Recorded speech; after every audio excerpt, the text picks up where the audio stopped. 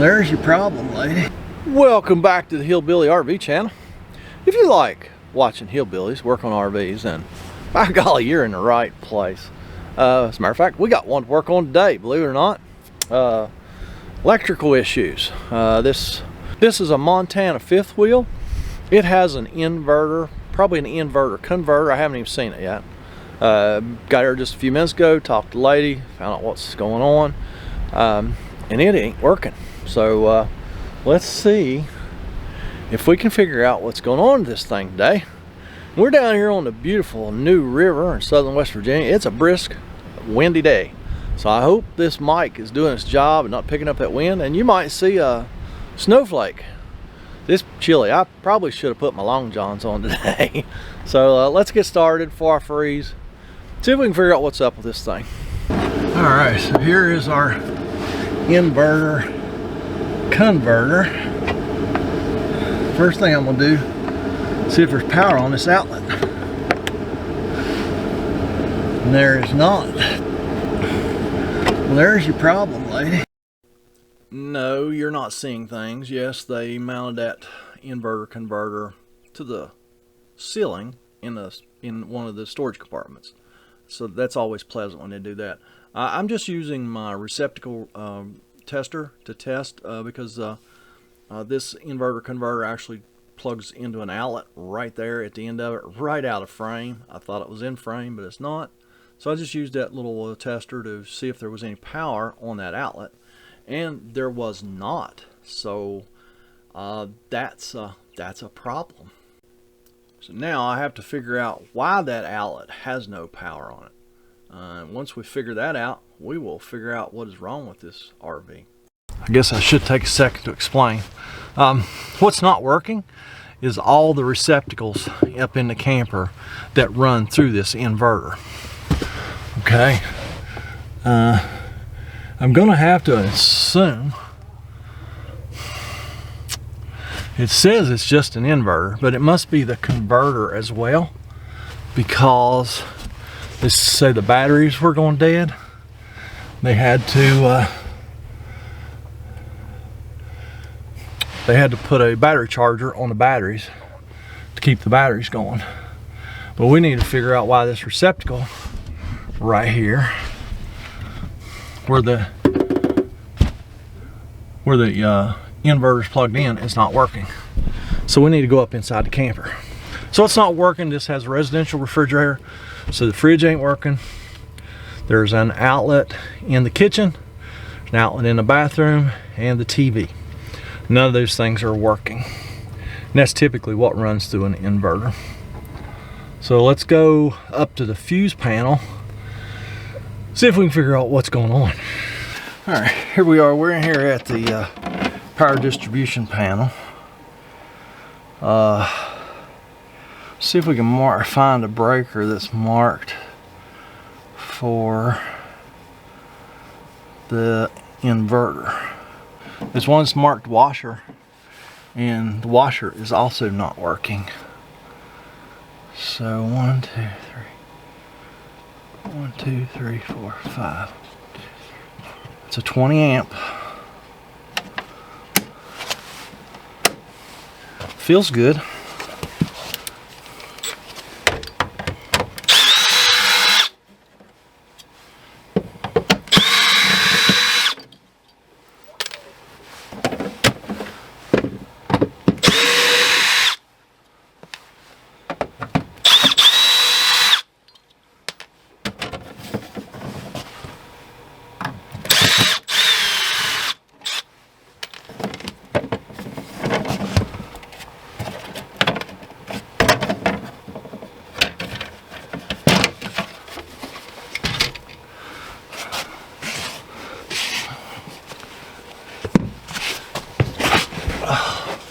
Let's see if we actually have power coming out of that breaker,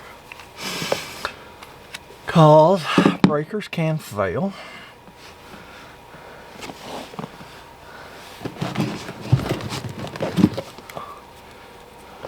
Catch a ground. 1, 2, 3, 4, 5.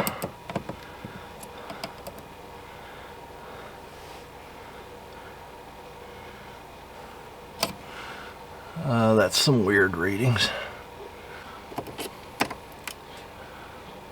Oh. Alright, let me see if I can get y'all where you can see the meter.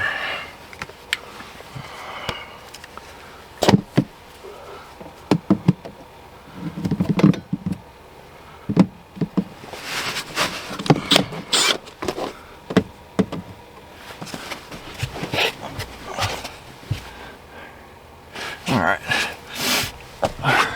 This is a 50 amp coach. So here's one leg of our 50 amp shore cord, 121 volts. Here's the other leg. It's reading millivolts. So there's either something wrong at the pedestal, in the shore cord. I don't think this is generator ready, so it probably does not have a transfer switch. So it's probably going to be in the shore cord. Let's go back outside. The whole left side of the power distribution panel has good power. The whole right side of the power distribution panel has no power. So let's go see what's going on. There's no power on everything on one leg. It's going to be kitchen 2, washer, water heater, dryer, and converter, and air conditioner. So there's no power on any of those things because there's something going on with power coming into the camper. They have a surge guard, but none of the lights are working, so I guess we can't trust that. We're gonna go up here to the where the shore cord plugs into the coach at and see if we can figure out what's going on there. I'd expect it's probably burning up right here. All right, y'all kind of set up precarious there on the power box, the pedestal, so don't y'all fall off there. Ugh.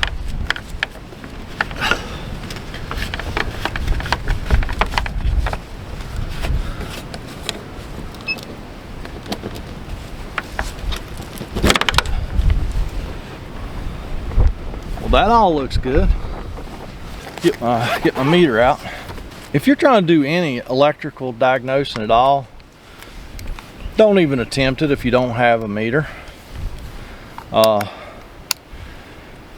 don't have to have a fancy meter. You just have to have a good meter, one that you can trust. I'm not going to be able to show you all the meter and me working at the same time. It's hard to probe. It's really kind of hard to probe these shore cords. It's hard to make sure that you're getting contact. We know the big silver one is our ground. Let me go in here. We got 122.9 on that leg. All right, it's either in the shore cord or the pedestal. I'm getting millivolts again. Let me check that side. Yep. Yeah, this is one leg. I wish I could show you, but I can't. 122, and that leg, millivolts. So we're gonna go to the pedestal next. Apparently, according to a lot of you people out there, this is like a cardinal sin here, going into campground pedestal, or even a pedestal on private property. The last time I was in a pedestal, man, y'all kind of freaked out. And I know that we're in West Virginia.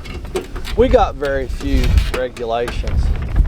It's like the Wild West here in West Virginia. And I know a lot of you don't live in a part of the country like I do. So just relax. It's should I have to go into this pedestal? No, but I don't even know who owns this campground, to be honest with you. I'm sure the people that have the camper here know how to get a hold of them, but I don't. I'm here, I'm gonna do some checking. Okay, one leg we got 122. The other leg we got 120. So there's either a problem with their surge guard, which that's actually how I'm leaning now. Let's unplug this surge guard.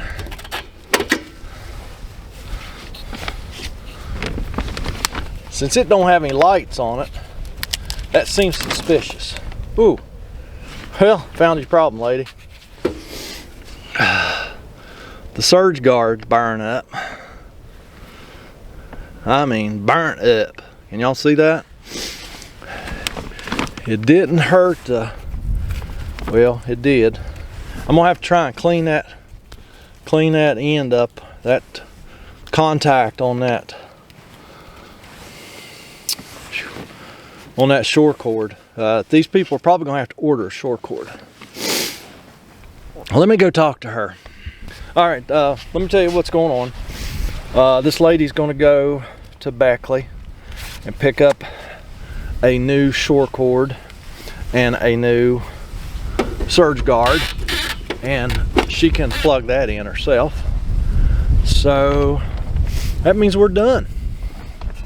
Yes, I went in a pedestal. No, it's not the end of the world. We found out, I mean, you gotta figure out where you got power, where you don't have power. And it's just all there is to it. The only way you can do that is to access stuff and start checking.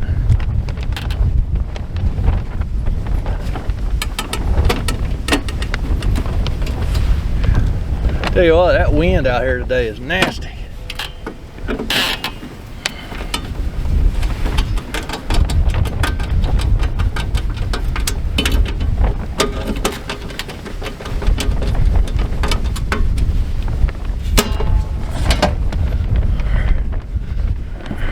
All right, so now all I have to do is go back around, put everything back together, put all the stuff back in that storage compartment I took out, and she's gonna go to town. We've got a dealer in town that has a really good parts store, and they should have this 50 amp shore cord and a new surge guard, and that should fix her up. So if you want y'all get fixed up, get in that comment section, leave me a comment, a criticism, concern. Let me know how bad it was for me to go in this pedestal, and I'm gonna go up the road and fix another one. Y'all have a fantastic day.